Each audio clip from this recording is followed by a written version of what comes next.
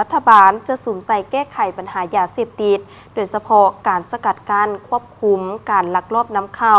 การคุ้มครองการนำไส้เคมี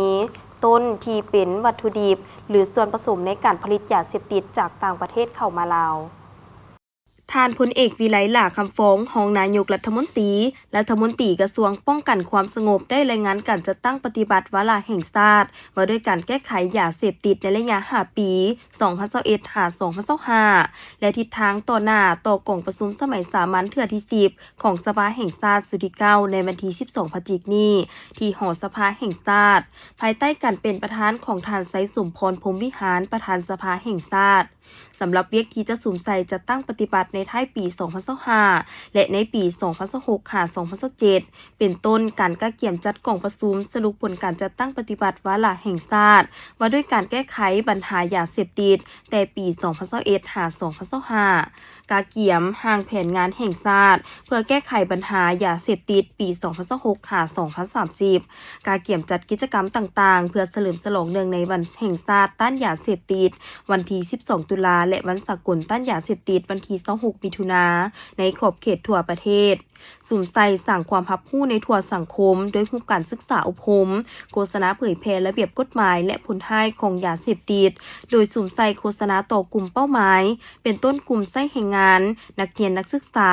ทันแถวไว้ดุมตลอดฮอดประชาชนบรรดาเผ่าอยู่เขตพื้นที่รอแหลมเขตห่างไกลศอกลีกให้หลายขึ้นสร้างปรับปรุงกฎหมายและนิติกรรมใต้กฎหมายจะได้สืบต่อจัดตั้งปฏิบัติเป็นต้นกฎหมายว่าด้วยยาเสพติดกองทุนคุ้มครองยาเสพติดบรรดาดำรัสคำสั่งคำแนะนำขององค์การที่เกี่ยวข้องในการดำเนินคดีต่อผู้ปลูกผู้ค้าขายผู้ขนส่งและเสพพืชที่ให้สารเสพติดเซนใบกระท่อมน้ำกระท่อมสารละเหยที่มีสารเสพติดอื่นเซนปุ่มเป้าอัดแก๊สสารไนตรัสออกไซด์ยาสูบไฟฟ้าซีซ่า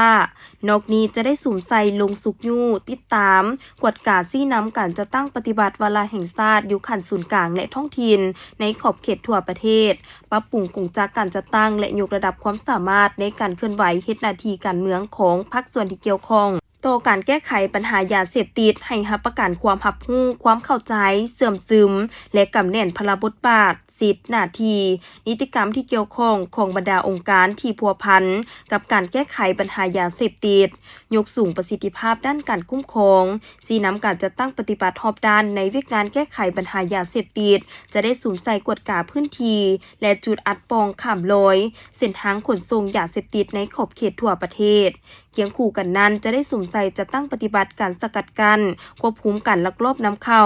การคุ้มครองการนำไส้สารเคมีต้นที่เป็นวัตถุดิบหรือส่วนผสมในการผลิตยาเสพติดจากต่างประเทศเข้ามาลาวและผ่านลาวไปยังพื้นที่ผลิตยาเสพติดอยู่ประเทศใกล้เคียงยกระดับวิสาเฉพาะให้เจ้าหน้าที่ลงสำรวจกวดกาจุดพื้นที่เป้าหมายลักลอบปลูกฝิ่นปลูกกัญชาและพื้นที่ให้สารเสพติดพร้อมทางทำลายทิ่มปรับปรุงขีดความสามารถการเคลื่อนไหวเฮ็ดหน้าที่ของระบบการเมืองแต่ละขั้นเพื่อชี้นำพาการแก้ไขปัญหายาเสพติดที่เกิดขึ้นอยู่ในขอบเขตความรับผิดชอบจะได้สุ่มใส่สุกยุ่งคณะภาคแขนงการที่เกี่ยวข้องและองค์การปกครองท้องถิ่นแต่ละขั้นเสื้อสูบทบาทหน้าที่ความรับผิดชอบทั้งเพิ่มทวีความเป็นเจ้าการในการปลุกระดมคนควายทุกกำลังแห่งของตนเข้าในการจัดตั้งปฏิบัติวาระแห่งชาติให้สำเร็จตามจุดประสงค์ระดับคาดหมายกำหนดเวลาและให้มีประสิทธิภาพสูง